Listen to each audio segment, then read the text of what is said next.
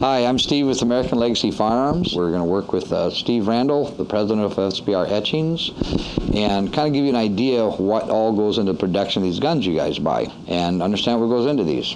Steve Randall's to my side. I've been hunting and fishing and hanging around with Steve now about the last 12 years, and I'm going to show you how these guns are made. The way a project starts, we start with an idea. This happens to be a knife we're working with. This is a multiple gun set. And we start with an idea. It can take 2 to 3 years sometimes to set up a single project, and they can be that big. The National Rifle Association we've done quite a few organizations now. We're sitting in the inspection room now. This is where the guns are doing final inspection. They do some of the masking in here.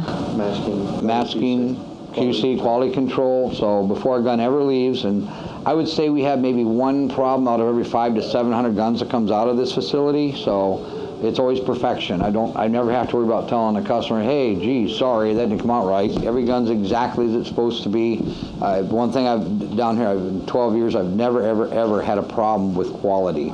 And that's what you're buying when you get one of our firearms. You're getting quality, and it's all done by hand. We don't use a Star Trek replicator. These are done one at a time. And when your firearm is to you, it's been through this office many times and every part. Okay, what you're looking at here now, it's a metal finishing environment. And again, we came in here on a weekend. There's nobody working. Everything's cleaned up. There's so much noise in here as a rule that you normally can't even hear yourself thinking here. I've been here many times. But this is where all the racks are. The guns start in here with their metal finishing. To buff them, we grind them down to literally bare metal. Because of the fact that it's a metal finishing environment, it's messy. I used to work for Burris Rifle Scopes, and you are black when you come out of here at the end of every day. Well, there's dust collection systems and masking and such provided to the employees. And it's a healthy environment, but it is still a dirty job. In here, we're in the masking and demasking room. It's what they call the clean room. When a gun is taken apart and plated, engraved, it goes through numerous processes. We don't just take a gun and stamp it and there it goes. There's a lot of processes, and that's actually a special process called a masking. Then they cut that out by hand. It's cleaned. Some guns are masked 3 to 5 times depending on layers and processes. This is the clean and plate room. This is where a lot of the plating is done, different types of cleaning processes. When we're in full production, again, we're on a Saturday down here, so all employees are gone, nothing going on. It's nice and quiet. I can talk and you can hear me. But I've seen this room with 5 or 6 people in the room working like crazy at a time. And this is just another one of the process rooms that we use for the guns. So a lot of people think these are very easy to produce. They're not. They're very, very, very hands-on, human intensive. We don't send them out of the country. They're not done in China. They're not done in Mexico. They're 100% done in the US of A. Okay, we're now in the yellow room.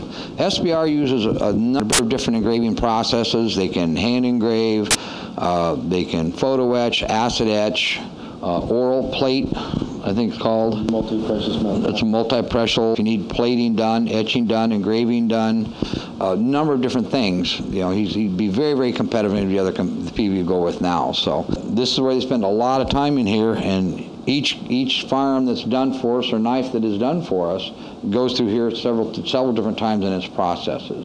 Okay, this is my favorite room. This is where everything starts. When the guns come in here and they're all in the box, they start here. When they're finished, they get assembled here, and they go out from here. So I'm using a lot of Mossbergs for everything I'm doing right now. Those of you that are ordering the Alaskas, that are ordering the Tribute to Freedoms, what we call the Liberty Rifle, they come here. These are being finished up now. We're getting a close-up of some of these guns. The first one you're seeing is number 1 of 50 for the Alaska 50th anniversary. We've actually held it specifically for Sarah Palin.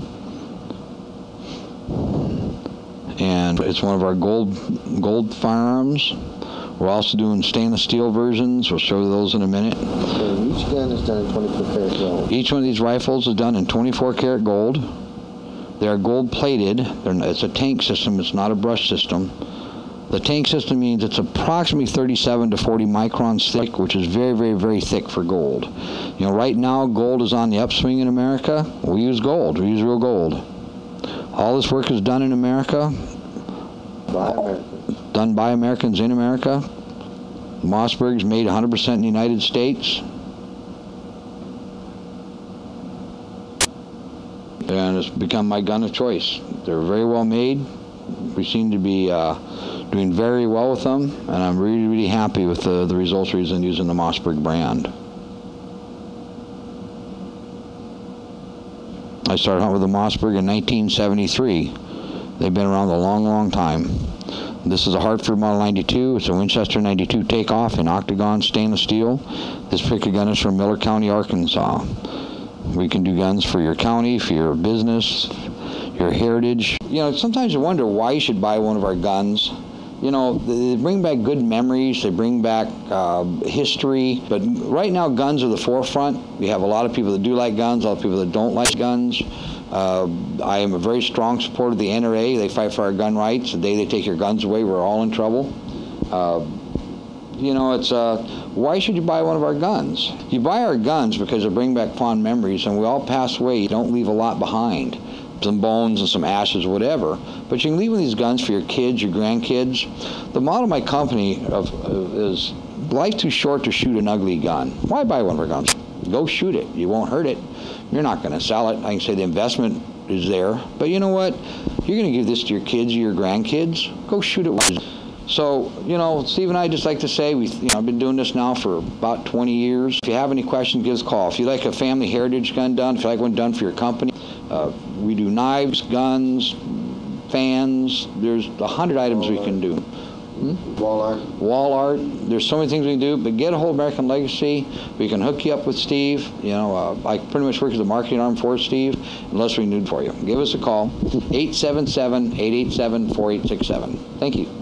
So when we say we shoot our guns, we really mean it. We did an edition a few years ago for the National Rifle Association. It's a 45 on a Springfield. It says NRA right there.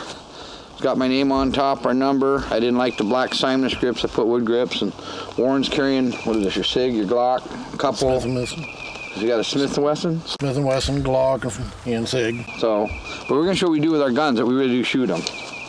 We have a problem microwave and a problem toaster. Ready? Let's go.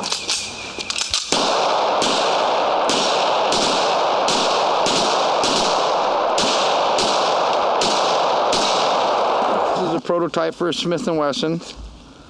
This is oak leaf. We have the other one he has the exact opposite, where this is gold and nickel, then was gold, nickel over this is gold, and we just reversed it. This, like I said, was the NRA. Warren's bringing his next little toy up. This is an M1 Garand we did a few years ago. We did several different guns in this format.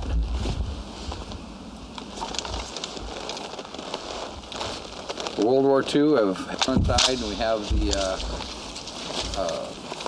European theater on the other side.